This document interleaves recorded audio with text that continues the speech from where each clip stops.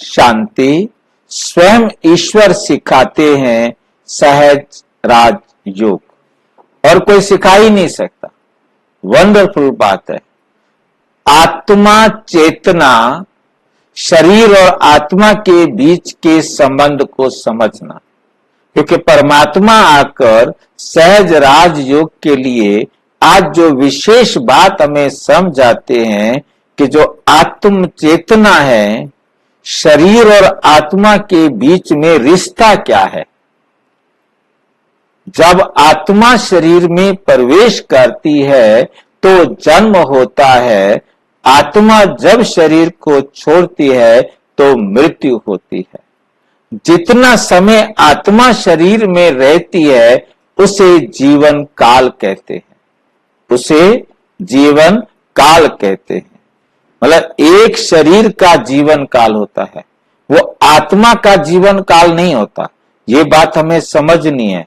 वो शरीर का जीवन काल होता है, शरीर बना, शरीर खत्म हो गया, शरीर का जीवन काल है।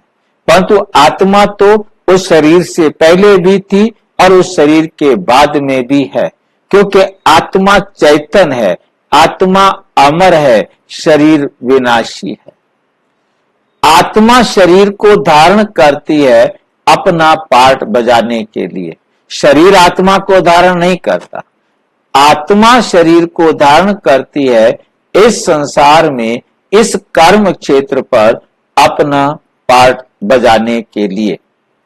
यदि शरीर की तुलना एक मोटर कार से की जाए तो आत्मा उसका क्या हो गया? चालक, उसका ड्राइवर हो गया। मस्तिष्क में स्टार्टर, गियर, ब्रेक, लाइन समझ रहे हैं बात को? बाबा क्या दिखा रहे हैं? मस्तिष्क में और आत्मा में क्या अंतर है? मस्तिष्क में और आत्मा में क्या अंतर है?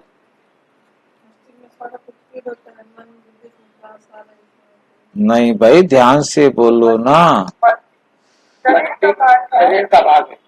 मस्तिष्क हमारा ब्रेन, हमारा दिमाग, ये शरीर का भाग है। ये है हमारा दिमाग, बड़ा बड़ा, ठीक है। ये दिमाग जो है ये है शरीर का भाग, ये आत्मा का भाग नहीं है। हाँ जी, आवाज कट रही है। कौन बोल रहे हैं? आपकी आवाज कट रही है भाई, आपकी टक टक टक की आवाज आ रही है, समझ में नहीं आ रहा। आप अपना माइक बंद कर लो। हाँ। तो आत्मा जो है बहुत सूक्ष्म है।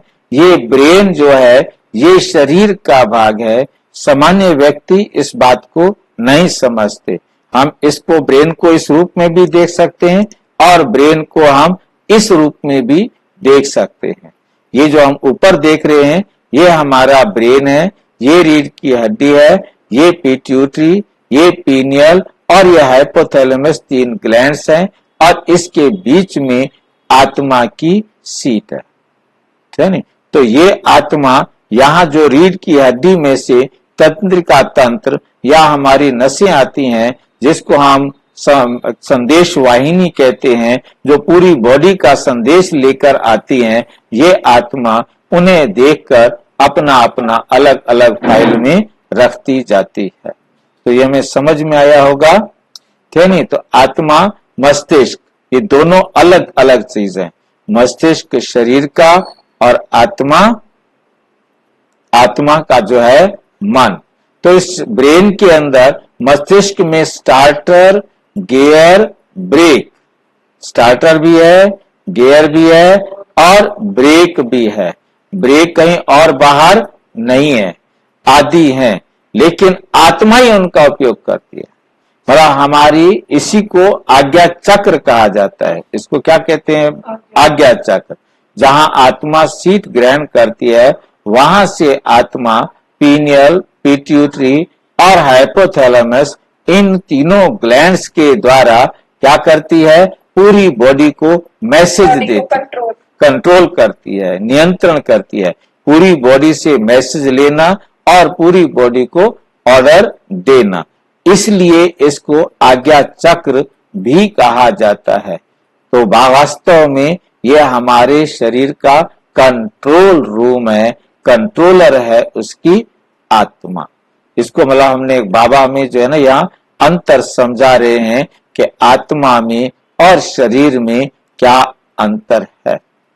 इसके बाद हमें समझ में आता है शरीर अपने लिए नहीं बल्कि आत्मा के लिए है। ये लाइन समझ में आ रही है? शरीर अपने लिए नहीं है, आत्मा ही शरीर का रचयिता है। आत्मा शरीर आत्मा शरीर का रचयिता है, शरीर आत्मा के लिए ही है। आत्मा आत्मिक स्वरूप जागृत होने से ये तीनों ग्लैंड ऑटोमेटिकली बहुत बढ़िया से फंक्शन करना शुरू कर देंगे। हाँ जी, तो आत्मा जब ये तीनों ग्लैंडों का कंट्रोलिंग पावर आत्मा के पास होता है। हाँ, तो ये तीनों ग्लैंड ऑटोमेटिकली अपने आप सही सुचारू रूप से काम करेंगे। बिल्कुल, शरीर अपने लिए नहीं बल्कि आत्मा के लिए है, जो मस्तिष्क में निवास करती है। आत्मा मस्तिष्क। हाँ जी, एक सवाल और मेरे मन में आ रहा है, ये जो जैसे बुद्ध वगैरह जो ध्यान करते थे तो वो क्या करते थे, वो क्या जो आपने कहा वो चक्र क्या बोलते हैं, वो आज्ञा चक्र वो जागृत करते थे। आज्ञा चक्र को जागृत करना नहीं होता, वो तो केवल अपने हिसाब से ध्यान से कंट्रोल करते थे। ज्ञान तो था नहीं ना, सच्चा रास्ता तो पता ही नहीं था ना कि क्या कंट्रोल करना है। जब तक सच्चाई ना मालूम हो कंट्रोल किसको करे। तो वो क्या करते थे, बैठ के वो पेड़ के नीचे वो घंटों घंटों इतना लॉन्ग टाइम तक क्या करते थे? वो उनको अपने शरीर का होश नहीं रहता था, और इतना लंबा टाइम तक सही मायने में तो कोई इंसान बिना पानी बिना खाना के कैसे रह पाता था? हठ योगी थे ना भाई। है भी या कि लोग बना दिए? देखिए, अब सच को हम क्या कह सकते हैं, परंतु कुछ तो उसमें है कि उन्होंने इतना पुरुषार्थ किया, क्योंकि उनको जितनी समझ थी उस हिसाब से उन्होंने अपने शरीर को जबरदस्ती जिद करके हट करके लंबे समय तक एक स्थिति में रखने का अभ्यास किया, है ना? तो अब उनका ढूंढना था कि भी सच मिल जाए, परंतु मिला क्या?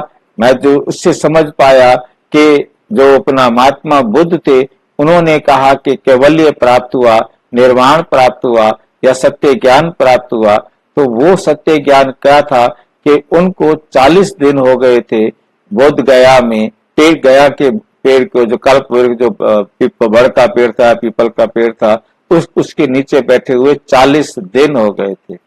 और एक जो है सुजाता नाम की एक स्त्री थी जो नीच जाति की थी, और उसने श्राद्ध में उसका खीर कोई भी ब्राह्मण ले नहीं रहे थे, तो उसने देखा कि चलो ये बेचारा काफी समय से भूखा बैठा होगा, इसके पास रख देती हूँ, इसको कभी भूख लगेगी तो खा लेगा।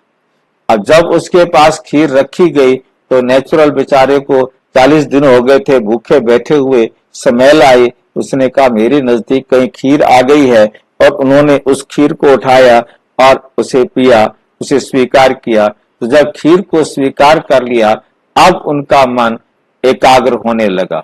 तो पहले उनका मन एकाग्र नहीं हो रहा था क्योंकि काफी दिन से बैठे हुए थे, और इस प्रकार से बैठे ही रहे तो 40 दिन तक उन्होंने हाथ से बैठा ही रखा हो, तो 40 दिन बाद सोचो उनके खीर मिले तो उनके शरीर को कुछ शक्ति मिली और उनको लगा कि मुझे ज्ञान मिल गया। उन्हें क्या ज्ञान मिला था?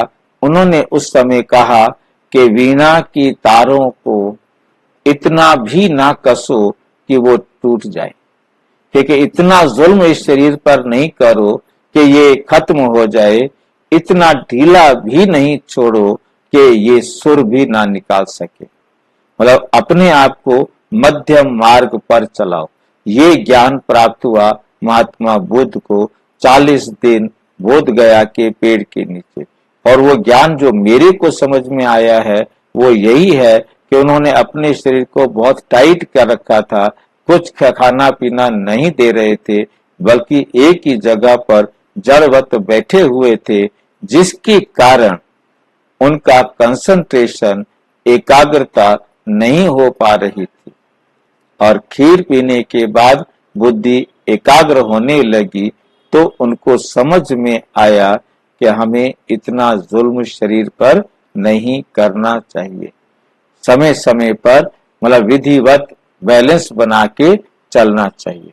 इसलिए महात्मा बुद्ध का ज्ञान सबसे ज्यादा प्रचलित हुआ, क्योंकि उससे पहले क्या था, जैन धर्म बड़ा सख्त था, और जो अपना सनातन धर्म कहते हैं, हिंदू धर्म कहते हैं, ये सनातन धर्म वाले जादू टोने और लूट खसूट पर लगे हुए थे। वे मतलब इनके जीवन में बुराइयां बहुत ज्यादा, विलासिता भी आ गई थी। तो योगी आत्मा आत्म अभिमानी होता है, योगी आत्म अभिमानी होता है, और जो परमात्मा से कनेक्शन जोड़ते हैं, तो परमात्मा से संबंध जोड़ने वाली आत्मा अपने आप को आत्मा अनुभव करती है।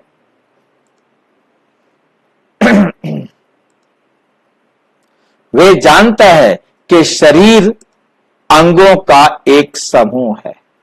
शरीर क्या है? अंगों का एक समूह है, जो आत्मा को दिया गया है, और सोचने और निर्णय लेने की क्षमताएं आत्मा में अंतर्निहित हैं। सोचने और निर्णय लेने की क्षमताएं आत्मा में अंतर्निहित हैं। आत्मा में बुद्धि सारा दिन क्या करती है? निर्णय करती है, और मन सारा दिन क्या करता है? बॉडी का संदेश बुद्धि के पास पहुंचाता है, और बुद्धि का आदेश आत्मा शरीर के पास पहुंचाता है, अर्थात शरीर से वो करवाता है। और विस्तार से जानने के लिए प्रजापिता ब्रह्मा कुमारी ईश्वरीय विश्वविद्यालय के किसी भी सेवा केंद्र पर संपर्क करें, और यदि कोई प्रश्न है तो 9213106986 पर केवल टेलीग्राम करें, 9650692270 पर केवल व्हाट्सएप करें, फोन नहीं। ओम शांति।